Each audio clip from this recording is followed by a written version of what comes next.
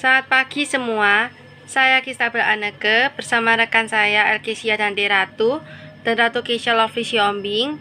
Kali ini kami akan mempresentasikan mengenai pendidikan karakter pada mata kuliah konsep dasar PAUD. Selamat menonton!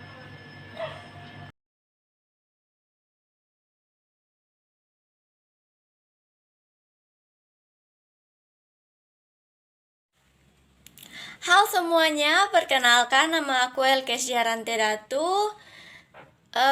Kali ini kita akan membahas mengenai pendidikan karakter untuk anak usia dini. Bersama teman-teman saya di sini ada Kistabel Anneke dan juga ada Ratu Keisha. Kami bertiga akan menjelaskan mengenai materi tentang pendidikan karakter untuk mata kuliah konsep dasar PAUD.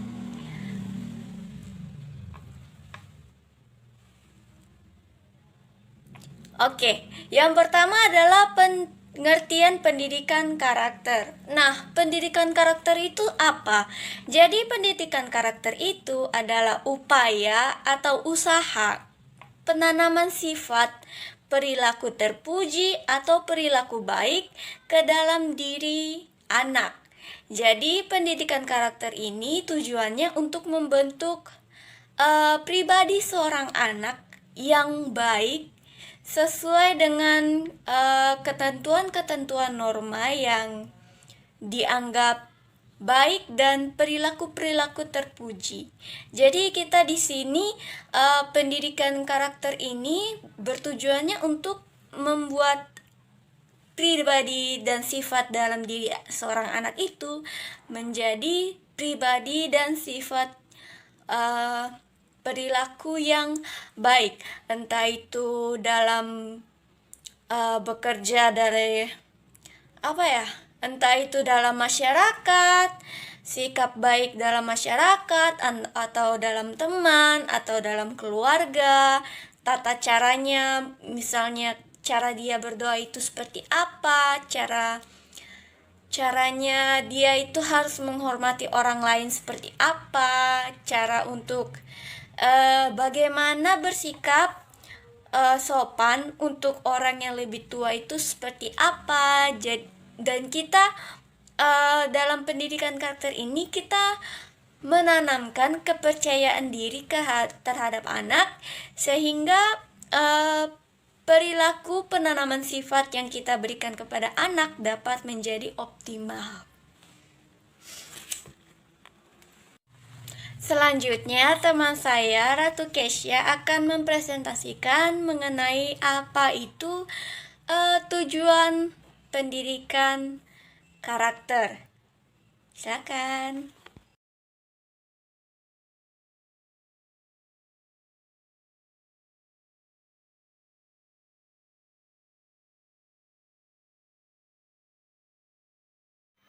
Adapun tujuan diajarkannya pendidikan karakter untuk anak usia dini adalah yang pertama, agar anak dapat membangun bangsa yang kuat, berakhlak mulia, bermoral, toleransi, dan kooperatif.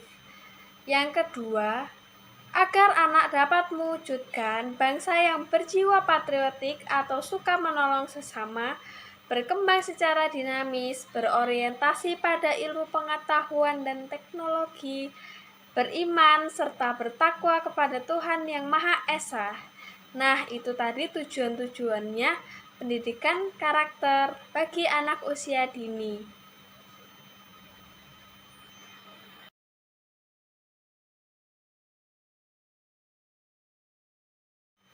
Nah, yang kedua, fungsi pendidikan karakter bagi anak usia dini.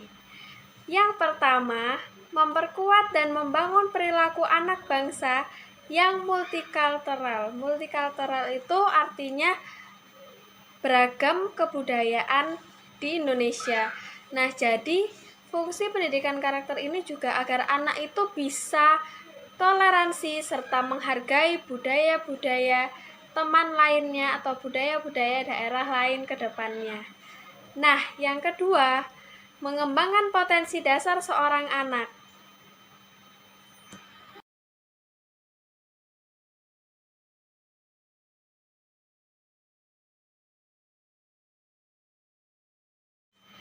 Yang selanjutnya, manfaat pendidikan karakter untuk anak usia dini. Yang pertama, dapat membentuk karakter anak-anak dalam sikap tertinggi tetap menjadi sosok yang bermoral. Jadi kita menanamkan anak itu untuk selalu misalnya berprestasi atau mereka memiliki kemampuan lainnya, tetapi juga tetap peduli terhadap sesama dan tetap bertoleransi dengan sesama. Lalu yang kedua, mampu mendidik nilai-nilai mental dan moral pada anak dengan semangat dan mentalitas anak yang tinggi dan dapat melihat sekeliling dengan mudah sehingga dapat mengekspresikan sikapnya. Jadi pendidikan karakter ini juga ditetapkan agar anak itu lebih percaya diri terhadap lingkungan sekitarnya, sehingga dia akan mudah bergaul dan dia juga akan mudah menyerap informasi-informasi dari sekelilingnya. Nah, yang ketiga, melatih anak-anak untuk berpikir, menganalisis, dan membuat keputusan dengan cepat. Nah, jika anak sudah memiliki kemandirian, lalu rasa percaya diri yang tinggi, maka dia juga akan dengan mudah menyelesaikan masalahnya. Dan dia juga akan bisa mengambil keputusan dengan tepat dan bijak.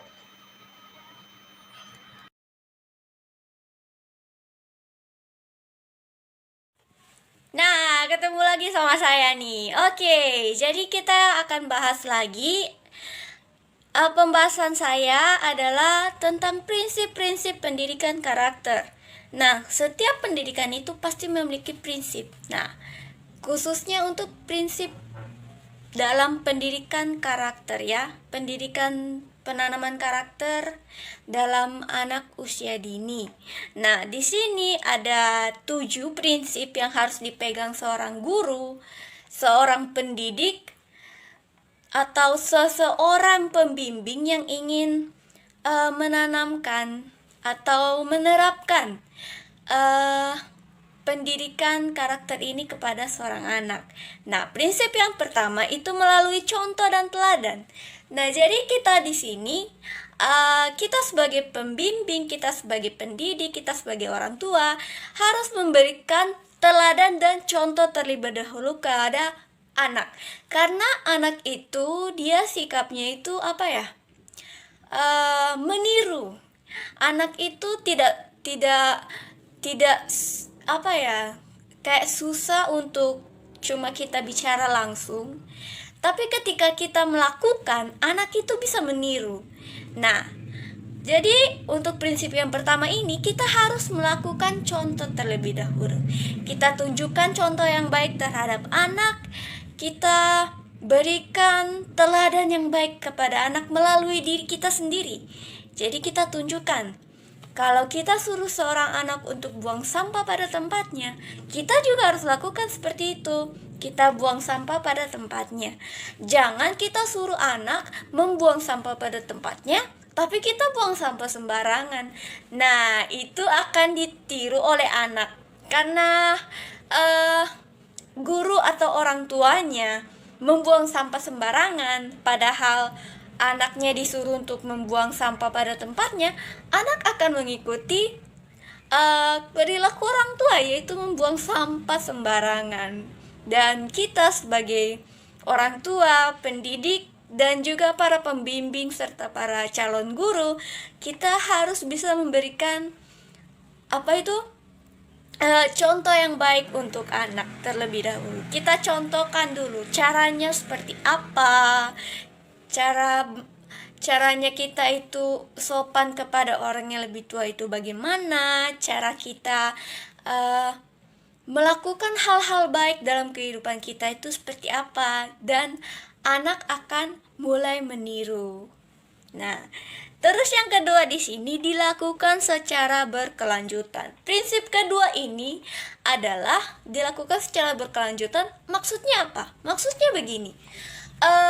Pendidikan karakter ini tidak hanya didapatkan oleh anak sejak usia dini atau hanya didapatkan anak ketika anak berada dalam lingkup pendidikan usia dini seperti TK, PAUD, dan playgroup dan lembaga-lembaga pendidikan anak usia dini lainnya? Tidak. Tapi pendidikan karakter ini dia akan terus berkelanjutan. Ketika anak keluar dari PAUD, ketika anak keluar dari TK, masuk ke SD, masuk ke SMP, ke SMA, bahkan sampai ke perguruan tinggi, pendidikan karakter ini akan selalu mengikuti, akan selalu berkelanjutan dan akan selalu tidak akan putus sampai di satu lembaga saja. Seperti itu. Oke, yang ketiga adalah menyeluruh. Jadi pendidikan karakter untuk anak pada usia dini ini dia menyeluruh. Maksudnya menyeluruh bagaimana? Maksudnya itu kita menanamkan sikap baik itu secara keseluruhan. Baik itu dari aspek norma dalam lingkungan sekitar, baik itu aspek dalam beragama, beribadahnya seperti apa, cara toleransinya pada orang lain itu seperti apa, cara menghormati orang lain itu seperti apa yang seharusnya anak lakukan, seperti itu. Jadi kita tidak hanya sebatas untuk menekankan anak untuk melakukan perilaku baik pada umumnya, tapi kita menyeluruh. Kita mengajarkan anak bagaimana cara untuk menjadi teladan yang disiplin, teladan yang rapi, teladan yang sekiranya itu teladan yang baik pada anak secara menyeluruh. Seluruh sikap kita tanamkan seperti itu.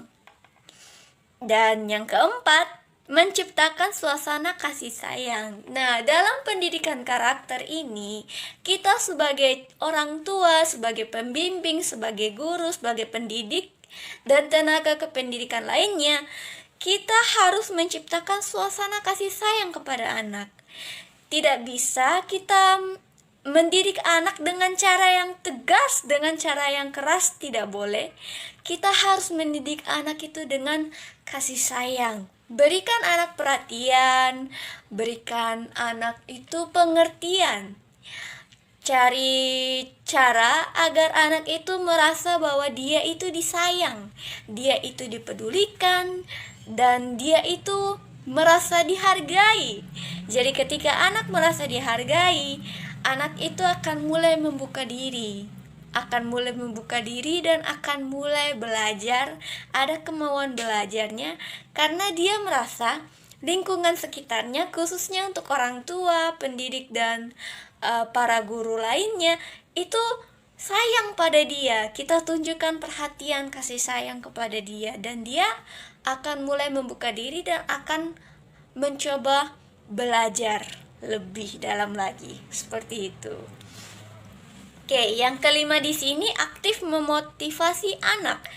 Maksudnya aktif memotivasi anak? Iya, kita berikan anak itu dorongan. Kita berikan seorang anak itu dorongan. Ayo, kamu bisa, coba dulu.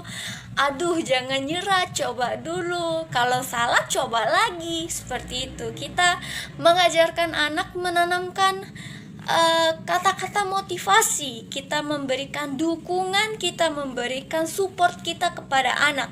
Jangan kita bilang, gitu aja gak bisa tuh, gimana, gitu aja gak bisa, kamu tuh ya. Jangan. Kita harus memberikan motivasi pada anak. Kalau anak salah, yuk coba lagi. Kalau anak salah, coba lagi. Kalau anak sudah capek atau sekiranya anak sudah lelah, kita jangan paksa.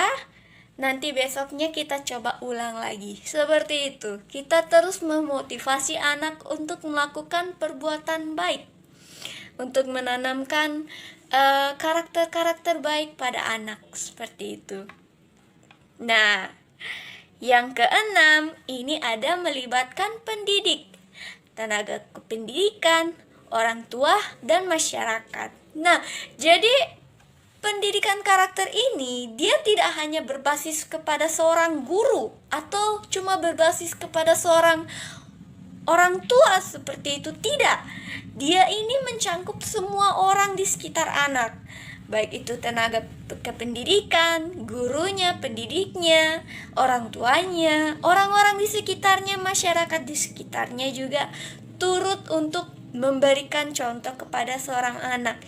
Perilaku yang terpuji, perilaku yang baik itu seperti apa. Nah, dan yang terakhir adanya penilaian. Penilaian di sini bagaimana? Bukan penilaian secara yang dikasih kayak nilai 100, 20, 30 seperti itu, tidak.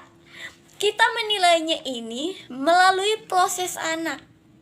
Jadi bukan kita menilai dari hasil anak, tidak, tapi kita menilai dari proses anak belajar. Sejauh apa anak itu belajar, sampai sejauh mana anak itu bisa berperilaku baik, bagaimana anak itu bisa menerapkan perilaku baik dalam kehidupannya sehari-hari. Jadi kita melihat proses, bukan hasilnya. Kita melihat proses, bukan hasil yang diberikan oleh anak. Seperti itu. Nah, berikutnya kita punya aspek pendidikan karakter ya. Pendidikan karakter ini juga memiliki aspek-aspek yang harus kita perhatikan ketika kita menerapkan pendidikan karakter ini kepada seorang anak. Nah, di sini ada empat aspek. Aspek pertama, pendidikan itu harus komprehensif. Maksudnya komprehensif itu apa? Menyeluruh semuanya. Seperti itu. Jadi anak itu, pendidikan itu kita harus mencakup semua metode, mencakup semua aspek yang ada, baik itu aspek lingkungan, baik itu aspek pendidikan, dan lain sebagainya. Terus yang kedua ini ada metode pendidikannya. Metode pendidikannya juga harus komprehensif, harus menyeluruh ya. Tidak boleh cuma satu. Metodenya cuma disuruh metode kayak metode kita perintah anak lalu kita tunjukkan contoh. Tidak, kita ajak anak untuk melakukan metode-metode yang lain. Seperti itu. Jadi bukan cuma satu metode, tapi metode-metode lainnya juga perlu kita terapkan. Nah, yang ketiga, pendidikan nilai hendaknya terjadi dalam setiap proses pendidikan dalam semua aspek-aspek kehidupan. Maksudnya bagaimana? Pendidikan nilai dalam diri seorang anak itu, pendidikan karakter dalam diri seorang anak itu kita harus setiap aspek itu ada. Baik itu dari segi aspek masyarakat, baik itu dari segi aspek kependidikan, kita itu harus mengajarkan anak bagaimana cara perilaku yang baik, bukan hanya di dalam lingkup sekolah, tapi juga di lingkup masyarakat dan lingkup keluarga. Seperti itu. Dan yang terakhir, yang keempat, pendidikan nilai hendaknya terjadi melalui kehidupan dalam masyarakat. Nah, jadi pendidikan nilai ini tidak hanya kita berfokus dalam bagian cuma sekedar memberikan contoh anak lakukan hanya di dalam lingkup keluarga atau dalam sekolah, tidak. Seperti yang saya katakan sebelum-sebelumnya, ini kita harus tunjukkan pada anak secara langsung begitu. Anak harus langsung terjadi dalam kehidupan masyarakat. Ketika kita mengajarkan kepada anak cara berperilaku yang baik, anak itu harus bisa yang namanya mempraktekannya dalam kehidupan sehari-hari dalam masyarakat. Misalnya kita ajarkan, Dek, ketika adek bertemu dengan orang yang lebih tua, adek harus ucapkan permisi, selamat siang Pak, seperti itu. Nah, kita suruh anak itu praktekkan. Bukan cuma kita kasih pengertian, tapi kita suruh dia praktekkan.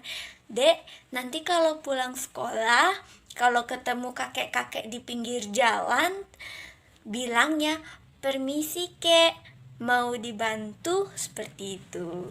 "Permisi kek, saya mau lewat." Seperti itu. Jadi kita suruh anak itu bukan hanya sekedar menyuruh, bukan hanya sekedar memberikan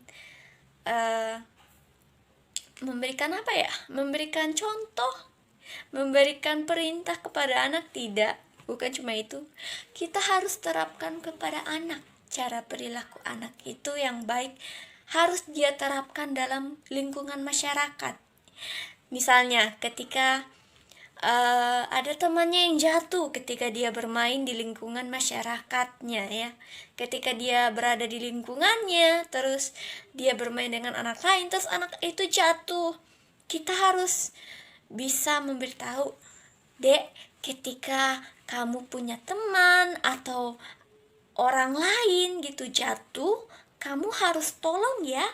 Kamu gak boleh tinggalin." Nah, terus kita praktekkan ketika ada temannya yang jatuh, ketika ada orang lain yang jatuh.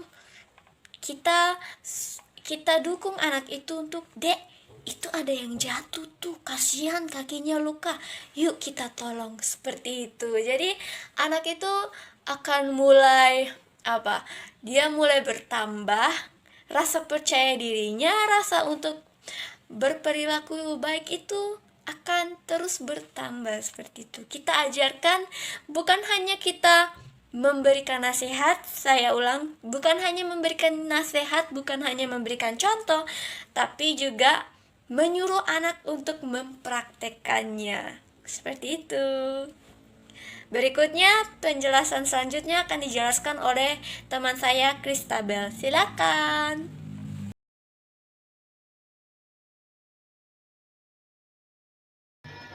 Nah, sekarang kita akan membahas mengenai faktor-faktor pembentukan karakter.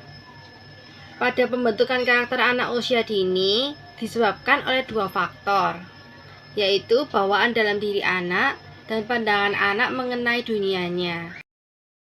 Bawaan dalam diri anak disebabkan oleh gen atau keturunan.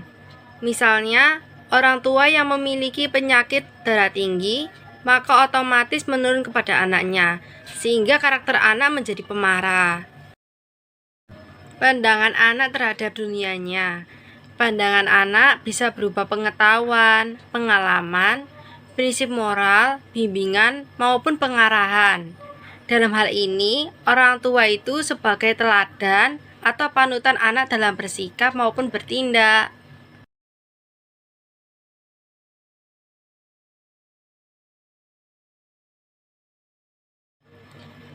Nilai utama pendidikan karakter dikelompokkan menjadi 5. Pertama, nilai karakter yang berhubungan dengan Tuhan. Nilai ini berkaitan dengan Sang Pencipta, seperti pemikiran, perkataan, dan tingkah laku. Kedua, nilai karakter yang berhubungan diri sendiri. Nilai ini berkaitan dengan kepribadian diri kita, seperti jujur, disiplin, bertanggung jawab, gaya hidup sehat, dan lain-lain.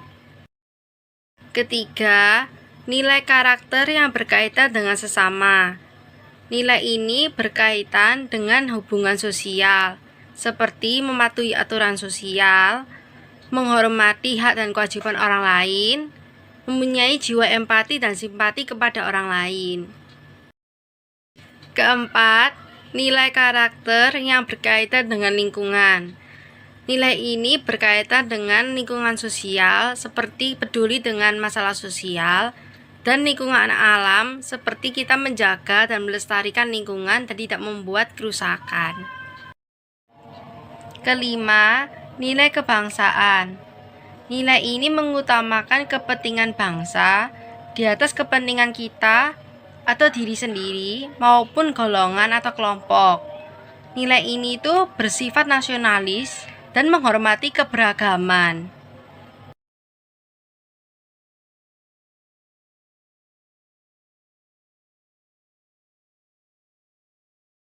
Selanjutnya, kita akan membahas mengenai Metode menumbuh kembangkan pendidikan karakter pada anak usia dini.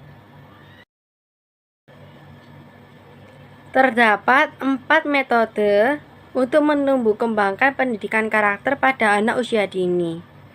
Selain itu, metode ini terdapat unsur belajar dan bermain. Pertama, metode keteladanan.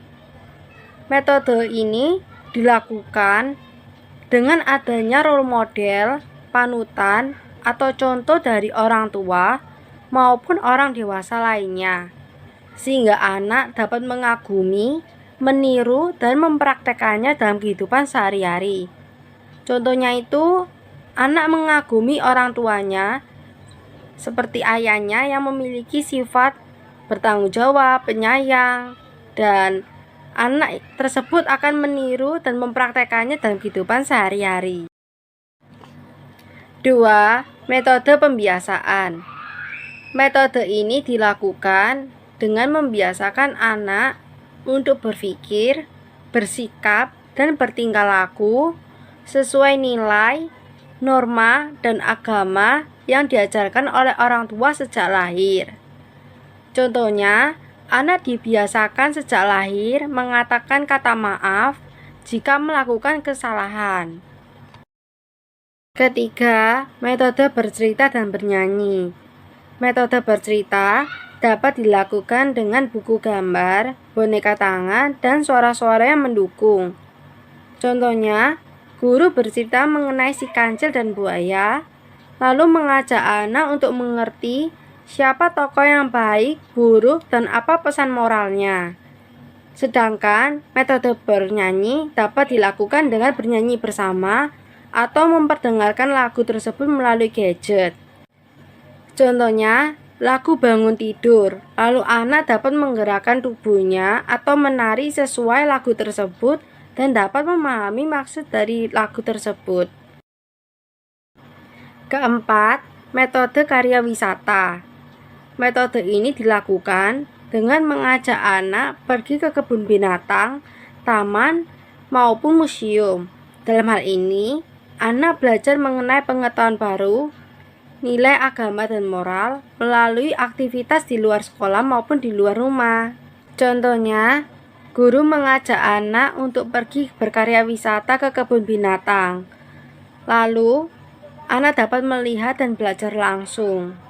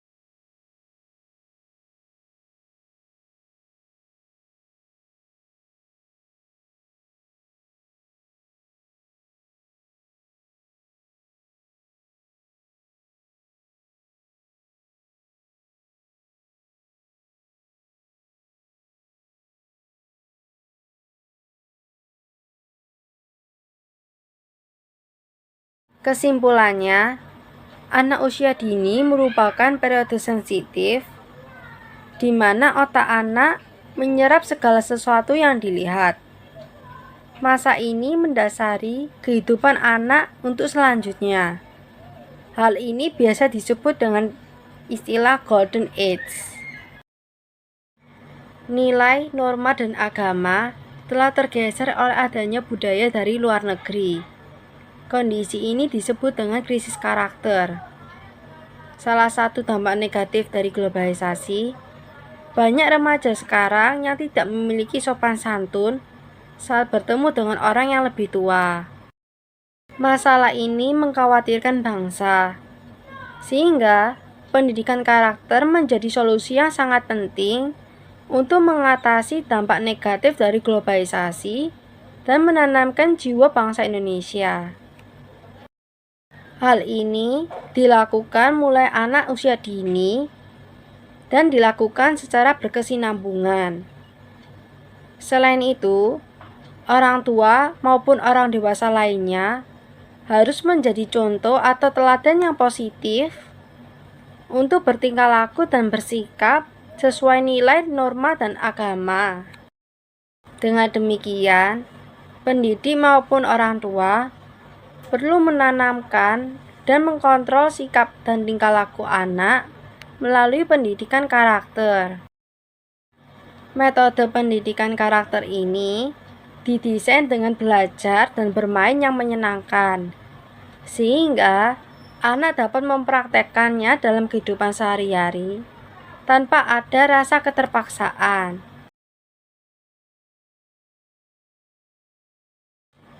Sekian dan terima kasih. Mohon maaf jika ada kesalahan dan kekurangan. Terima kasih.